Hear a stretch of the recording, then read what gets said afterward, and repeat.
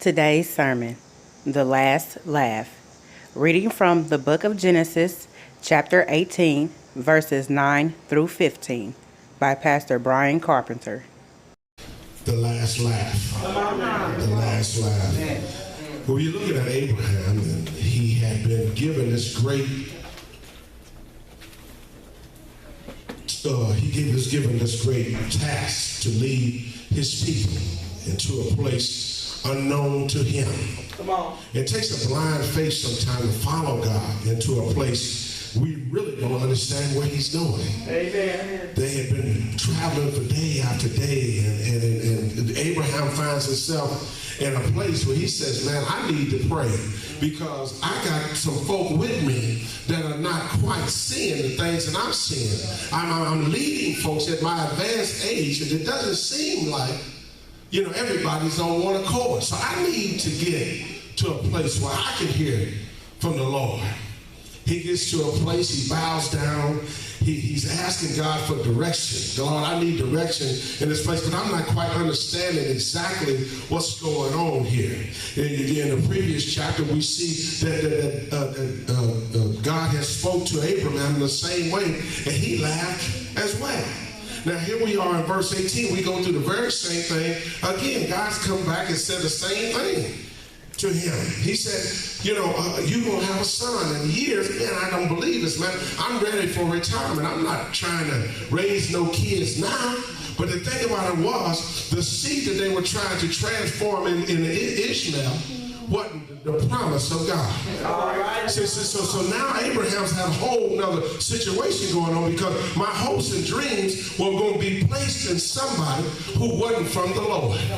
He said, no, I can't bless that seed because that wasn't the one I had ordained for you to be the blessing. He said, no. So Abraham is having difficulty in this situation now because now I got to start all over. I've already signed over my will to Ishmael.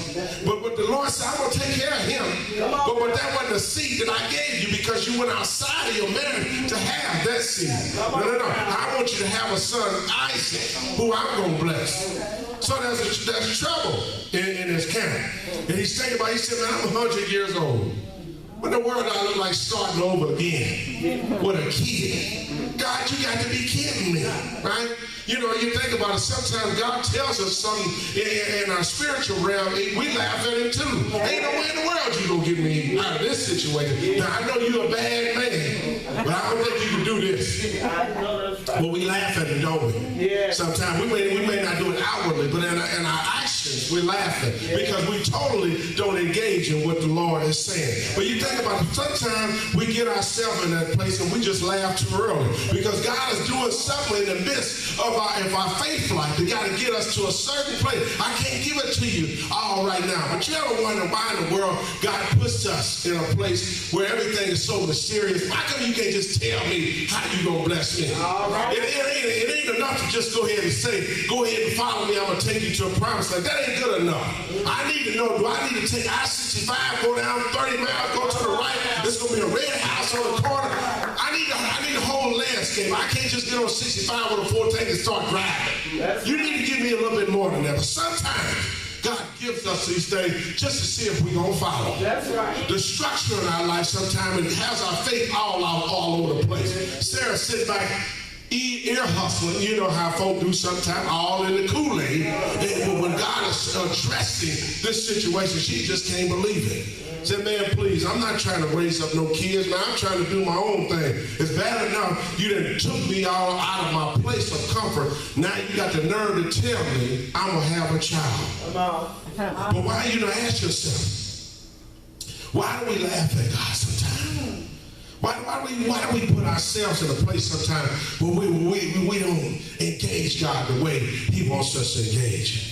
We laugh because he's shown us over and over and over that he can do the impossible. We've been to court. A lot of us, unfortunately have been in court situations sometimes. Then everything in that courtroom said, hey, ain't no way I'm going to walk out of here unscathed. I'm either going to have a fine, I'm going to do some time, something's going to go on. But yet and still, what does God do? We walk out of there free. Amen. We give him all glory, don't we? Yes. He showed up in our situation, didn't he? Yes. Sickness. A lot of us have dealt with, sickness. Maybe it hadn't been such a place of detrimental, the death stuff. But we've been in situations, there's no way I'm going to get out of this other than God.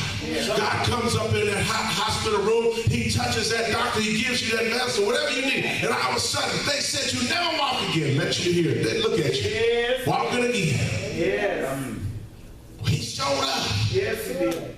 But somehow or another, we slip back into our old ways, don't we? Yeah. God has forced things, in our lives sometimes. Some of us have lost everything. And allowed to rise up again. Amen.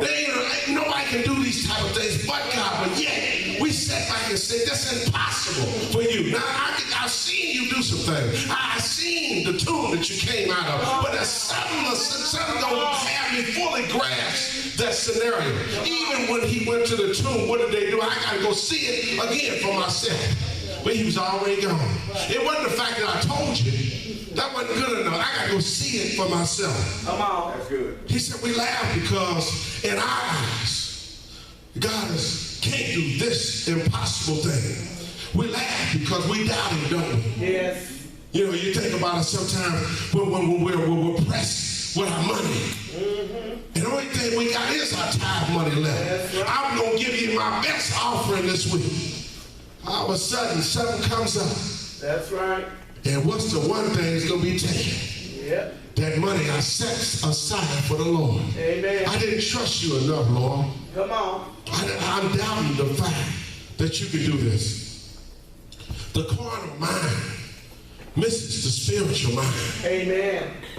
They don't connect sometimes. That's right. I mean, we want them to connect. I mean, you take I really want my spiritual, my carnal to connect. I lay my money down, I write my bills out, I pray over them, I do everything I'm supposed to do, but I still seem like I'm coming up short. That's right. I'm now calling in to these call-in lines. I need some extra. How many of us went out last night, got that lottery ticket? It's just because I just didn't trust God enough to provide for me. It's not like I'm really suffering that bad because I ate last night. I got a roof over my head. I got just a little bit of change left. But I just want a little bit extra. And one of those things that happens to us when we get ourselves in those situations is, I'm going to bless the church the first time I get that money. You know what we do. Yeah, we're going to somehow or another coerce God into just making us hit the lottery. We talk to God like that, don't we? Yeah. We try, we try, and then we don't hit it. Well, God didn't want me to have it. Oh, wait a minute. The two minds are fighting against one another, right? Now, I'm going to get spiritual when I want you to do something for me, but when they don't come through, all of a sudden, he didn't want me to have it no way, But God knows what you would do with it, right? He said, I gave you $20 last week. What did you do with it? Now, you think I'm going to give you a couple of million? Please. But we asking God to do something sometime when our two minds are not connected to the same place. Amen. Sarah and Abraham going through that very same struggle because the intangible says, I've seen you do some things, but I just don't know about this particular thing.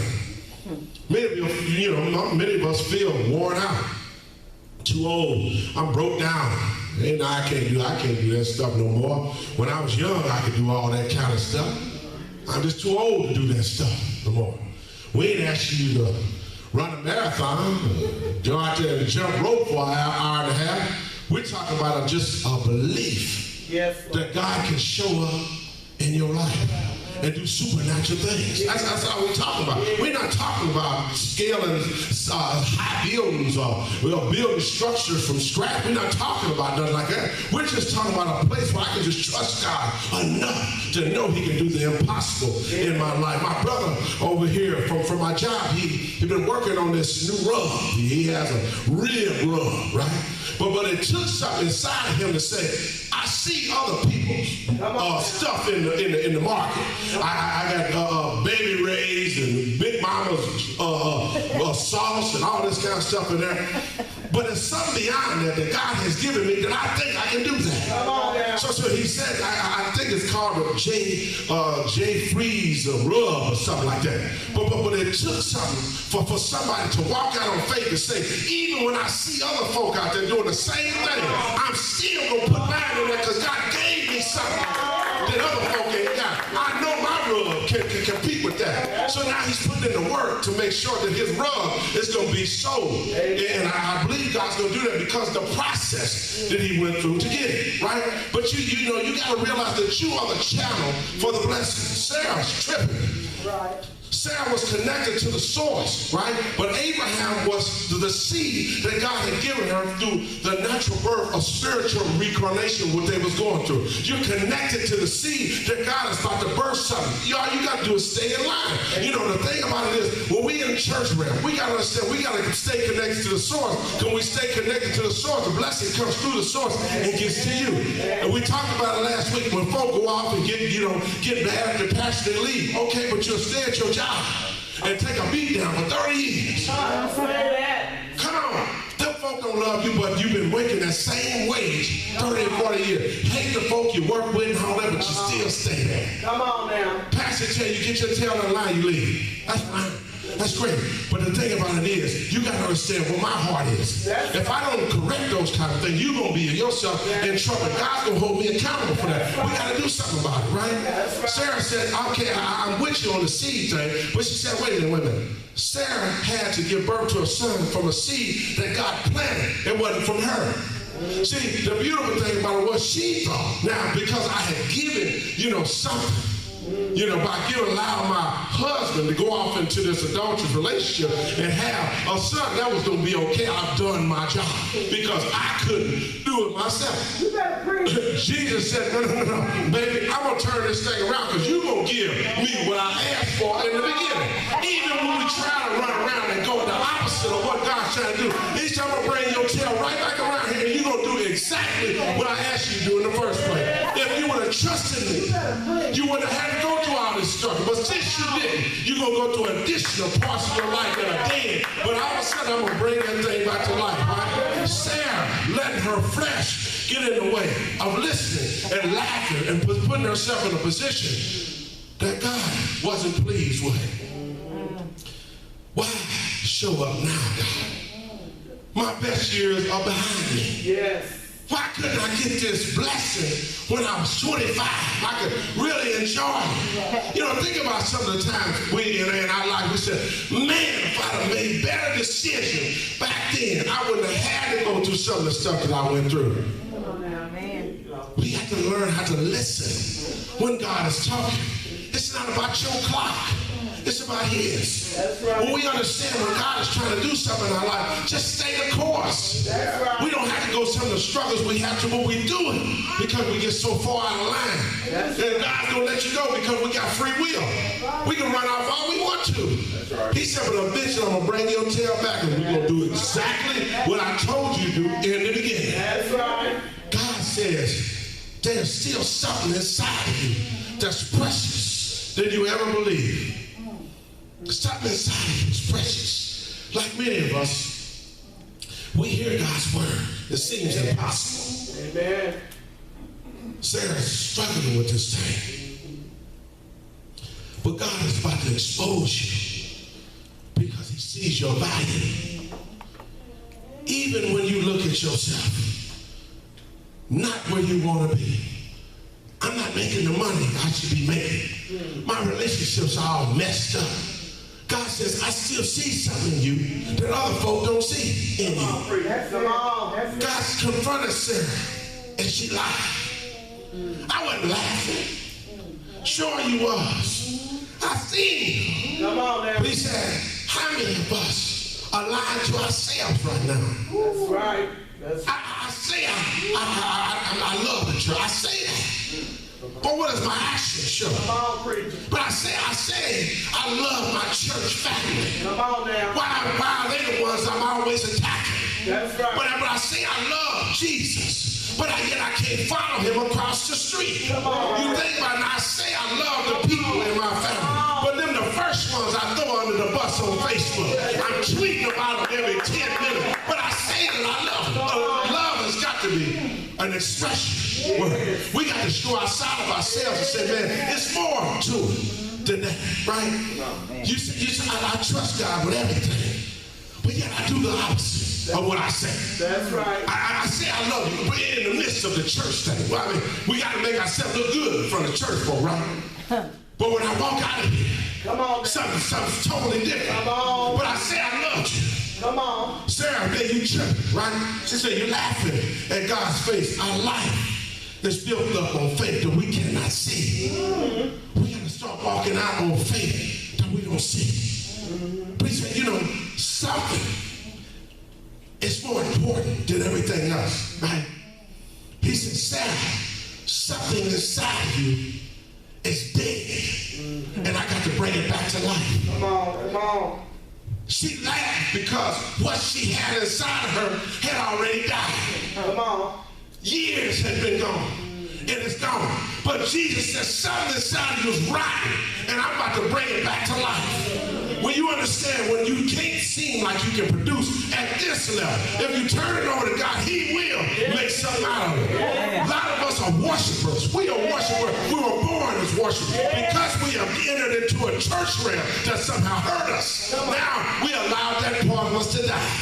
Jesus brings you into this place of worship for a reason. Yet we stand idly by because we hurt in another place. But we still serve the same God. Man will fail you all the time. But God says, I will never let you down. But I need to hear your worship and get you back to that place we need to be. Something inside of you is dead and rotten right now.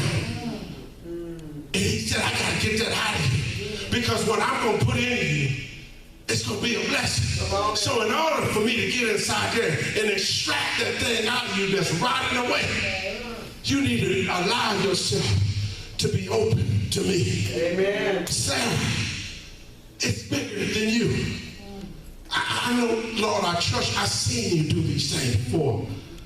But this part, my physical eye said, I'm 100 years old. I can't do that. He said, watch and see what I'm going to do. God says, I'm going to make something out of you. Thank you, Lord. Thank you. I'm going to give you a blessing. Yes. Until there's no more need.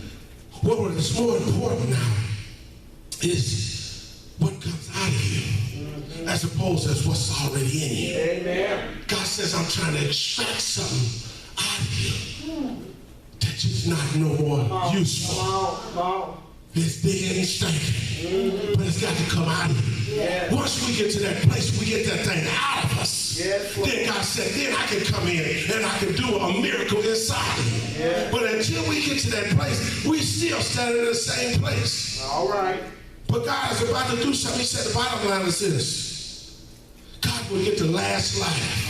Yes. You can run, you can hide, you can try to do all those things. You can church hide like a bunny.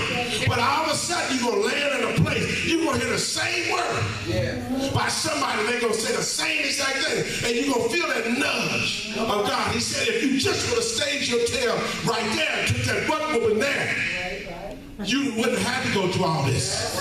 But since you've been running, now I got your full attention. Now I'm going to tear your tail up because you didn't listen to me when I tried to give you a third dimension worship church. He said you can bunny hop your way all the way through Facebook, Twitter, and all that old kind of stuff. But in the end, he said, I'm going to get you.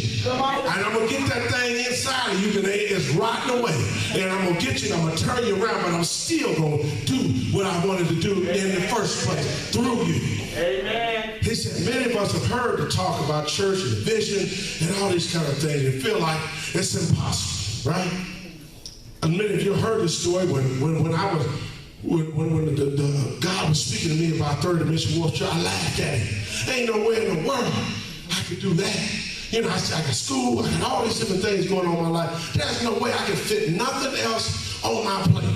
And I sat back and I was putting this together last night, and I said, look at God. When I sit around and I look at the people that God has blessed us with, God says, because you laughed but you eventually believed. See now what he's doing in Third Dimension Worship Church. Then you think about all the folks who came and gone and all. You have blessed them in some way or the other. He said, you laughed at me at first, but see now you're 2 years old. You have no help from nobody else other than me. Then think about it, the blessing that we have for walking out on faith, folk believing and trusting in the church. Then nobody know about this church, but all of a sudden, 2 years later, here we are. Man, our bank account is looking good, and all these different things are going on because I eventually turned around and started listening to what God was saying. But you think about this. If I really had started trusting God, hunker down and say, you know what if I just really start believing that devotional that I read every day? What if I really took that scripture and really applied it to my life? What if I really got myself in a place to understand that God is really doing something to me in this situation? What if I would really get myself into a place where I understand that God says he will never put on me more than I can bear? Well, what if I really believe when I pray, he said, whatever you pray so in my will, it will be done. Well, do I really understand it? What if I really got that down into my spirit and said, man, I'm going to really trust God on this thing.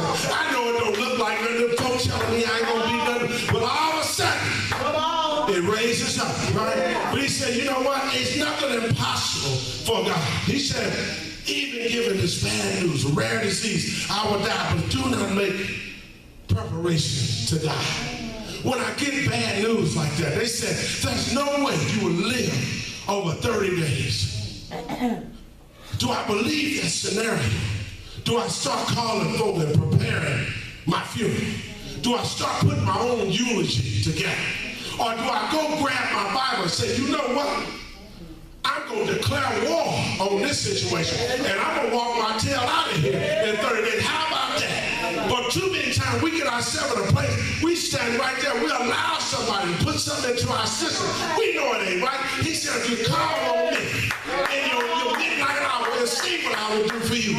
But it's too many times we allow other folk to let something plant something sound like the stone die. He said, wait a minute now.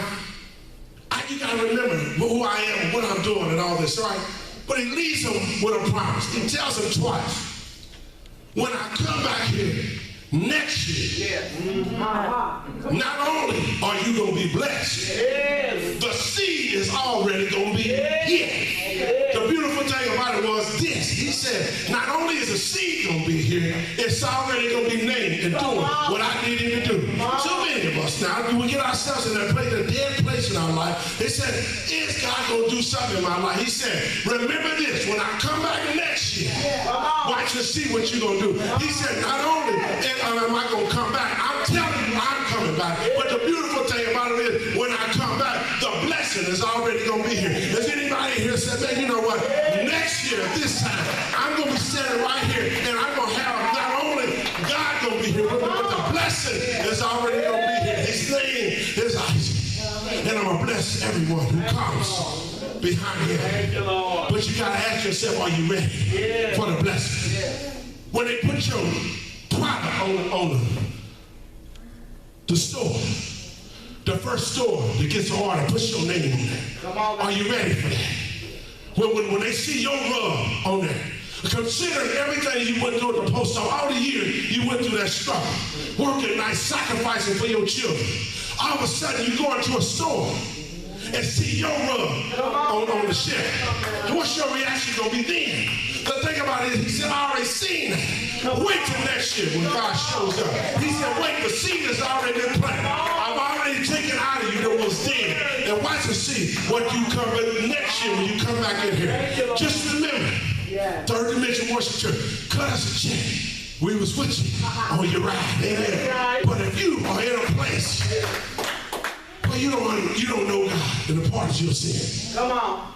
Today is your day to get reconciled back to him. Amen. The promise of God is here. Thank you for watching. Come visit Third Dimension Worship Church at 40 West 40th Street, Indianapolis, Indiana, 46208, inside the Martin Luther King Jr. Center. Service is every Sunday at 10 a.m. Remember to stay connected and subscribe to our YouTube channel, our Facebook, Twitter, and website. No matter what your current condition or relationship with God, Third Dimension welcomes you. Thank you and have a blessed week.